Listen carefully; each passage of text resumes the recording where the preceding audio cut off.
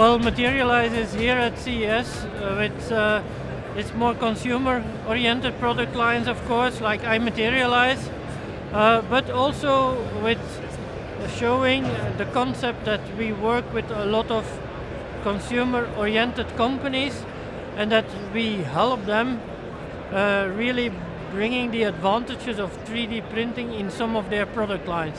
That's very positive that people more and more see 3D printing, but there is still a long way to go to have a real thorough understanding of the potential, but also the limitations of the 3D printing process. There is a growing amount of users.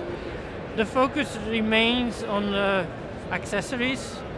We see also more and more people that start to print some spare parts for some smaller broken things or elements of collections of, for instance, board games that they lost some figures or something like that. So we see an increasing use as a kind of spare part production. What I'm always looking for is applications that are not just interesting because they are 3D printed, but applications where 3D printing really brings products to a different level. Yeah?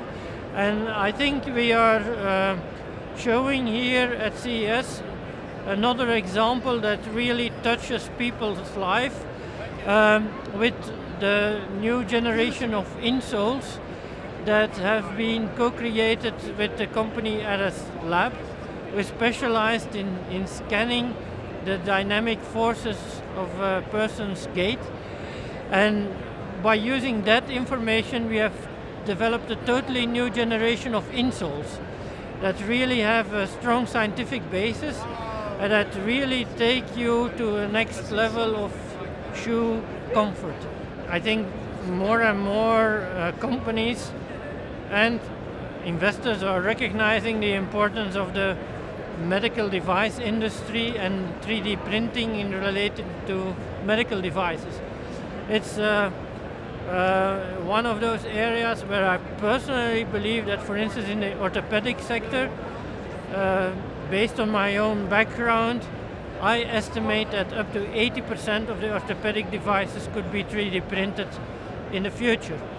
But when I say in the future, I mean not next year, because the product development cycle of the orthopedic industry is really multiple years. So we are talking about 10 to 20 years at least before major adaptation will be a fact. What strikes me once more is that with all of the companies that I see actually more models of printers than useful prints. And that's still a big challenge of the industry, to convert the potential of 3D printing into useful applications. The advantage we have is that we have a large legacy of software development. We have gradually developed this through the entire history of the 3D printing sector. So yes, we have to add a lot because the sector is accelerating, but at the same time we fall back to our 25 years of experience and source code.